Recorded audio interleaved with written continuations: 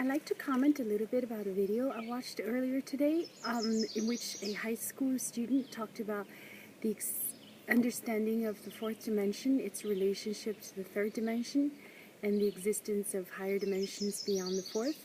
And I'd like to talk about my reflections on what he had talked about and its reflection and its connection to Buddhism, to spiritual studies. Basically, I believe that what he calls the fourth dimension is actually the collective mind consciousness that is behind the scene of our day-to-day appearances, the appearance of people, events, activities, structures, buildings, etc. What has given a rise to that? Clearly, there's a mind that's created all this appearance, this physical world that we commonly refer to as the three-dimensional world. So in his talk, he says a lot. He gives different comparisons and analogies to help us understand how dimensionality is built up. So for example, he says that one dimension could be represented as a line, and two dimension is represented as a plane, and the third dimension is represented as, for example, the structure that we're in, which is comprised of the XYZ coordinates, right? So how does somebody conceive of the fourth dimension? So he had talked about fourth dimension as being possibly represented as a tesseract, so which is the embedding of different 3D structures within one another. And when I was listening to him, I was reflecting a lot of some spiritual studies I've recently engaged in Buddhism, Keylontic science, Hindu yoga, etc., and different kind of spiritual studies that try to get us out of the conceptualization mind, the mind of the three-dimensional world, into a more peaceful state that exists outside of it. And oftentimes people do that through practices such as meditation, in which they focus on the breath, or they try to dissolve various appearances such as images or memories into their heart and let it dissipate. And the goal is to achieve a certain state of peace. And why do I think that this state of peace, this calmness, is referring to the fourth dimensional reality? Because I believe that this could be understood with Buddhist teaching on the 8 extremes, right? So Buddha says there's no coming, no going, no arising, no ceasing, no singularity, no plurality, no existence, and no non-existence. And a lot of times when we look at the reality of the 3D conventional world, we think things are separate, right? We feel we're separate from other people. We have distinct bodies, even within ourselves. We age, we take birth, we age, we get sick, we heal, etc. We perceive things in a quite linear fashion. However, if we take the spiritual language that all of this has arisen from the source consciousness, which I believe Buddha would say from the collective mind, that background intelligence, that quantum space, the wave-filled space that's given a rise, that has given occurrence to the particle space of the physical reality we're in, then we can see that all the beings in this physical realities are actually intricately connected and related to each other. And in fact, we all come from the same source. So why does this help us, and how does this relate to some of the examples that he was talking about, and concepts such as coming to a state of balance? Well, I think I would start by using his analogy, one of which is that he says, for example, if somebody is looking at a ball that's distant enough that you can't actually see it as a ball, but you just see it as a two-dimensional circle, and then the ball is moving away from you.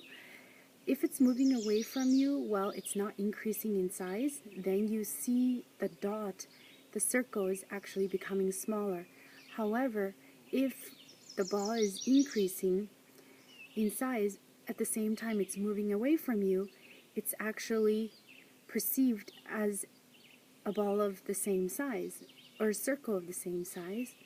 So how does this relate to fourth dimension and statements that people often make, or higher dimension statements people often make, that Buddhas and enlightened beings exist in a state of peace? I think this can be understood when we apply the teaching that enlightened beings see time as simultaneous, that the past, future, present exist simultaneously. So one way in which you could represent this mathematically is the shape of a tesseract. So you can imagine one block of a cubical space, for example, could represent one snapshot of reality field in 3 dimensions in one moment, and then another block could represent another moment, so on. So for an enlightened being in higher states of consciousness, they can see all these blocks occurring at the same time. And as a result, they can see that as somebody is getting born, there will be a time in time and space. There will be a block in time and space in which they will die. So similarly, when someone experiences a difficult situation in one block of time and space, they also heal in another block of time and space. So I believe the reason why enlightened beings always have a happy, peaceful mind is because they realize the non-duality of the pleasant and the unpleasant, the birth and the death, the achievements and the defilements, and all of that. And there's in fact a really important teaching, the New Heart of Wisdom, in which it talks about aspects such as all phenomena are equal in that they have no characteristics. And how do we understand that from a spiritual and physical reality experience? I think if we can take the viewpoint that all things arise and cease in an instant, and that they're just states of expression, and that there is balancing going on within these movements, then we can come to a state of equanimity to the expressions themselves. We don't have to get caught up when things are going really well. We don't have to get caught up when things are going poorly, because we understand that there are plenty of time and space in which the opposite expression occurs. So the path to liberation is to come to connection with the higher dimensional states of consciousness that's outside of the limitations of the coming and the going as being experienced as separate. So granted, since we're in this physical body and our mind, our conventional mind, works in very linear tracks, then we will have conceptualization that outplays in such dualistic fashion. But in order to counterbalance these limitations, we just need to train our mind consistently to remind ourselves that the true nature of existence is a state of complete balance, and from an energy perspective, the negative and the positive cancel out, and then the electric and magnetic come to a state of complete union, which is often represented in spiritual teaching as the male and the female energy coming into a union. And that through practices such as yoga, meditation, and deep reflection on these topics, we can go through life, its ups and downs and coming and going, without being disturbed from that state of peace. That state of peace that exists at our heart, and that's an internal world that's always stable.